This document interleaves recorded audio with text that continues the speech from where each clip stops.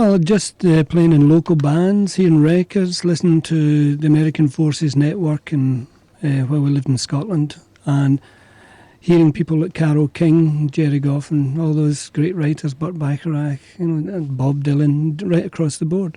Then we formed our band, played the American air bases, and then decided to move to London to be songwriters. 1967 it was, wasn't it? Yeah, it was. And that was a very exciting time to be getting involved in music, wasn't it? And a great explosion throughout the 60s, but towards the end of the 60s, around London, the fashion, Carnaby Street and all that, it was a very exciting time, wasn't it?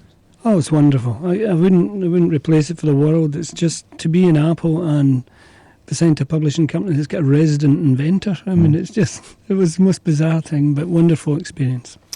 Lots of coincidences along the way, really, that, chance meetings and so on that opened doors. And I mentioned the Apple label, Apple Music, and it was a chance encounter with Terry Doran, really, wasn't it, that started that? Yes, that's right. Yeah, we went into, I can't remember, was it Radio Caroline's offices, and this guy had a Revox tape, and he was sitting with this big afro hairstyle behind the desk, and he said, "Oh, something's going to happen that's really big, I can't tell you, it'll be in the papers in a couple of weeks." And we thought, yeah, sure. And he was very nice, but we thought, I don't think this is going to go anywhere. A couple of weeks later, Apple has started. And God bless Terry, he was still interested when he heard the music we'd done since the meeting, and we signed with Apple, which was wonderful. I guess a lot of people in this country don't know that Apple employed groups of songwriters to write for other artists, but that's what you did, isn't it? It was almost like an office job, wasn't it? Well, almost. We worked from home, obviously, but it was a retainer, and we were staff writers, yeah. And it was great because there was a great mixture. There was guys out of Badfinger who wrote Without You, and Kenny Rankin, and James Taylor was on the label, so it was a really interesting mixture of people. And when did your meeting and collaboration with Tom McGuinness and Huey Flint start? Basically, when Apple started falling apart, we signed to Feldman's, and I got a phone call from the guy who was the assistant producer.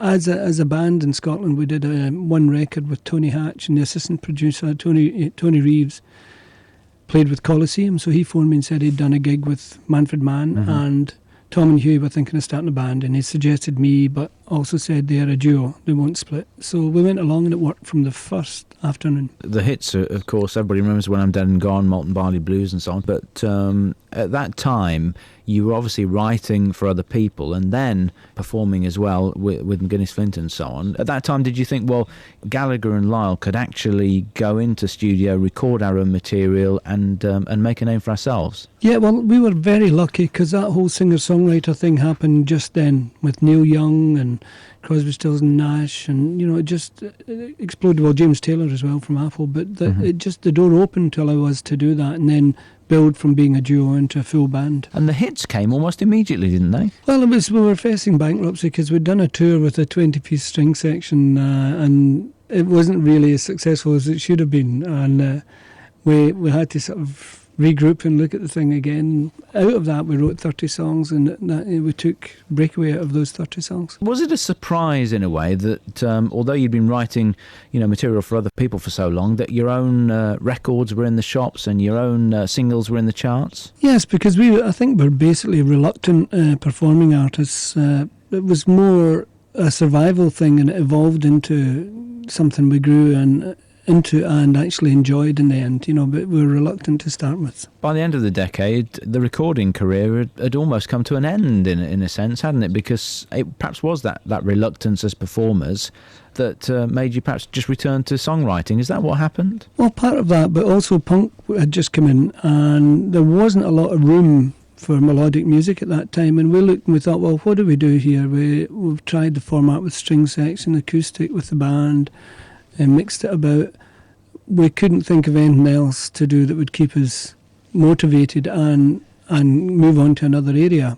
So we decided to part company as performers. And since then, you've done so many different things. I mean, the songwriting is just one area. You're a founder director of the Performing Arts Media Rights Association, and in recent years become very much involved with Paul McCartney's Performing Arts School, haven't you? That's right. Well, it's always been a bugbear of mine that people come into the music industry with the passion and the talent, but they have no grounding in how to deal with the industry and how to survive it.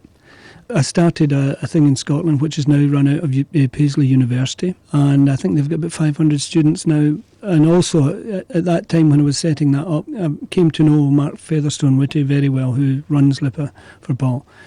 I can't believe the commitment Paul had to LIPA. It's just wonderful.